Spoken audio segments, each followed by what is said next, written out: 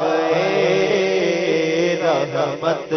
لٹاوڑ احمد مختار آ گئے۔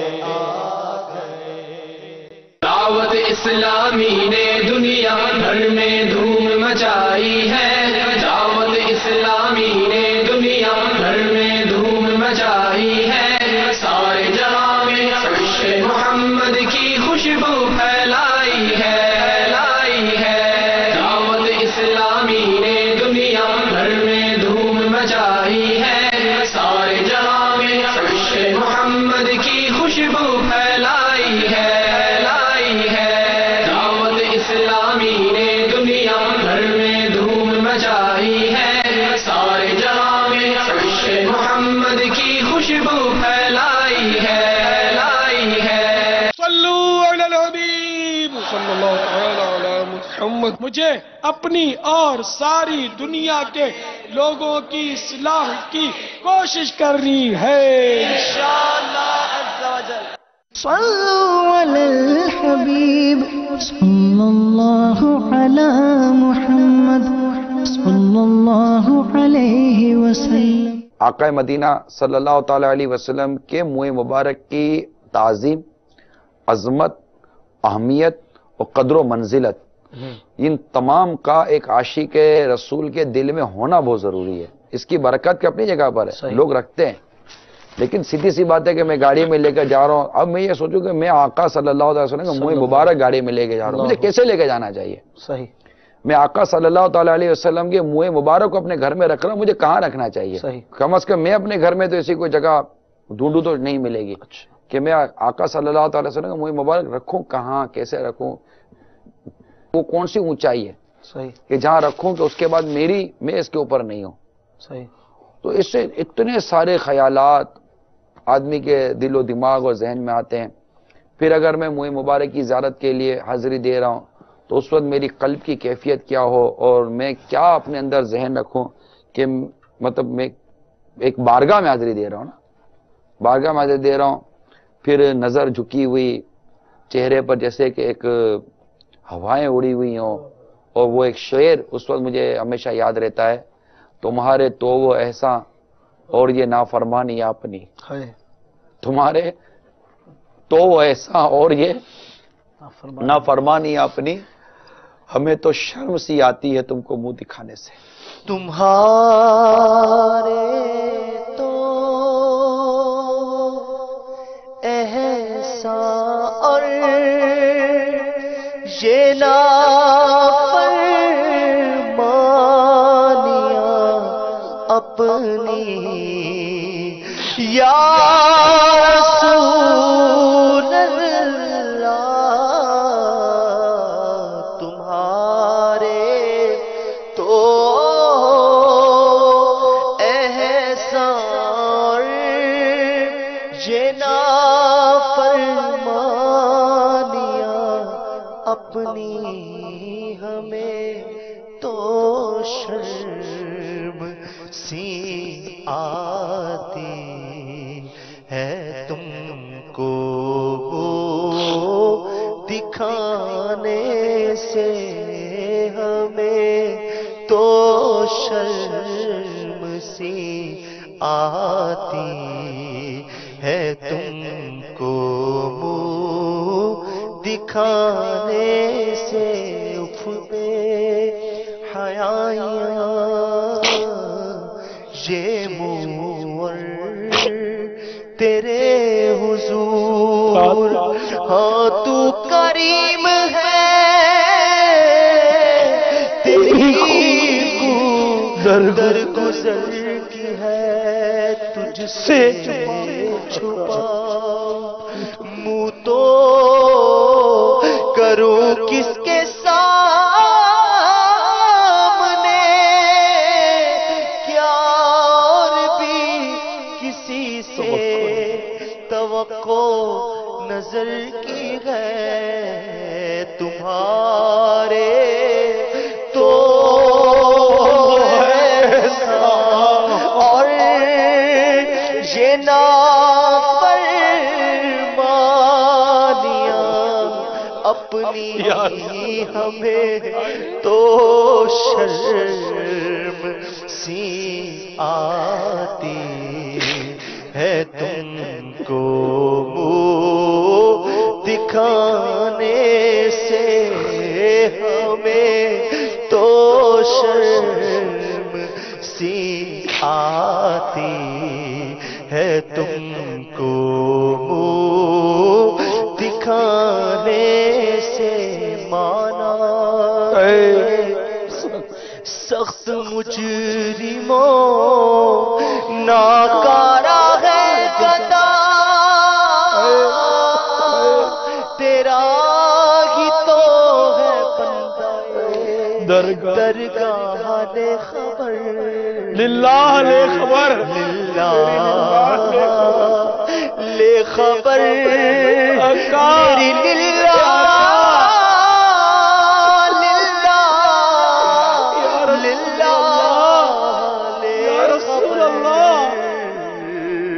تمہارے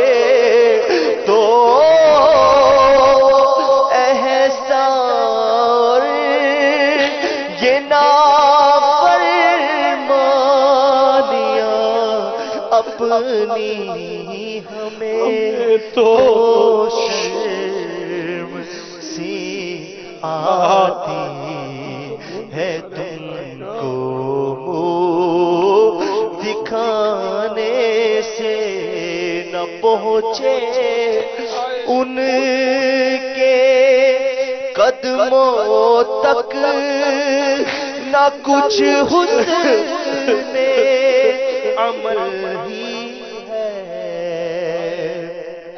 نہ پہنچے ان کے قدموں تک نہ کچھ حسن عمل ہی ہے، حسن کیا پوچھتے ہو گئے گزرے زمانے سے، حسن کیا پوچھتے ہو گئے گزرے زمانے سے، زمین تھوڑی سی دے دو پہر مد پر اپنے کوچے میں، یا رسول اللہ، زمین تھوڑی سی دے دو بہر مد پر اپنے قدموں میں لگا دینے، پیارے میری مٹی بھی ٹھکانے سے، تمہارے در کے ٹکڑوں پر پلا پڑتا ہے ایک عالم، گزارا سب کا ہوتا ہے اسی محتاج خانے تو جب بھی آقا مدینہ راحت قلب السینہ فیض گنجینہ صاحب معطر پر سینہ باعث نزول سکینہ صلی اللہ تعالی علیہ وسلم کے منہ مبارک کی زیارت کی سعادت نصیب ہو، جب لائن میں لگے ہوں نگاہیں یوں جھکی ہوئی ہوں جیسے کہ مدینہ منورہ میں حاضر ہیں، آقا کے سنہری جالیوں کی طرف جیسے کہ شرمندہ شرمندہ بن رہے ہیں، اور جب وہ گھڑی آنے لگے کہ منہ مبارک سامنے ہو، قلب سنبھل جائے، دل کی دنیا زیر و زبر ہو جائے، آنکھوں سے آنسو بہنے لگے، اس زبان سے بس یہی شعر ہو، آقا ہمیں تو شرم سی آتی، شرمندہ شرمندہ بھیگتی آنکھوں سے اس منہ مبارک کا قرب پاتے پاتے اپنے رب کے حضور دعا کرتے کرتے کہ ان پیاری پیاری زلفوں کا کہ ہم اسیر بن جائیں، قیدی بن جائیں، اور سایہ افغن ہو تیرے پیارے کے پیارے کے ہم سیاہ کاروں یا رب تپیش محشر میں، ہم سیاہ کاروں پہ یا رب تپیش محشر میں، سایہ افغن ہو تیرے پیارے کے پیارے گیسو، سایہ افغن ہو تیرے پیارے کے پیارے گیسو۔ پھر اسی طرح کاش الٹے قدموں سے پلٹے اور بس کہتا رہے سرکار توجہ فرمائے، سرکار توجہ، سرکار کبھی منہ مبارک کے سامنے آ کر بیٹھ جائے۔ فرمائے سرکار توجہ فرمائے۔ عموماً جن کے یہاں منہ مبارک کی جلوہ گری ہوتی بھی ہے کہ اسلام بھائی آتے ہیں اور دیکھتے ہیں ترکیب ہوتی ہے، اللہ توفیق دے تو وقت طرفہ وقتاً جب جب ذوق ساتھ دے، اکیلے میں کمرہ بند کر کے بھی آقا کے منہ مبارک بلند بلند بالا مقام پر ہوں، آنکھیں بند ہو، تصور ہو کہ اس مقام پر منہ مبارک ہیں کہ بس آنکھیں اٹھ ہی نہیں سکتی اس تک، اور خود بالکل زمین کی ایک تہ میں گہرائی میں بالکل پستی کے اندر ہے، اور سر جھکا کر آنکھیں بند کر کر دو زانو ہو کر آقا کے منہ مبارک کے حضور حاضر ہو، نعتیں پڑھتا رہے، توجہ مانگتا رہے، اللہ کے حضور دعائیں کرتا رہے اپنی اچھی اچھی کیفیتوں کے ساتھ، تو انشاءاللہ تعالیٰ پھر دیکھیے کرم کے، فیض کے، رحمت کے کیسے دروازے کھلتے ہیں، اور بڑا مطلب لطف و سرور آئے گا۔ یہ جو کچھ میں عرض کر رہا ہوں نا، یہ سب ذہن اس وقت بنا تھا جب میں نے امیر اہل سنت کو آقا مدینہ صلی اللہ تعالی علیہ وآلہ وسلم کے منہ مبارک کی زیارت سے پلٹتے ہوئے دیکھا تھا۔ وہ کیفیت تھی باپا پر، وہ دقت قلبی تھی، وہ رونے کا اور پھوٹ پھوٹ کر رونے کا انداز تھا کہ میں آپ کو بیان نہیں کر سکتا۔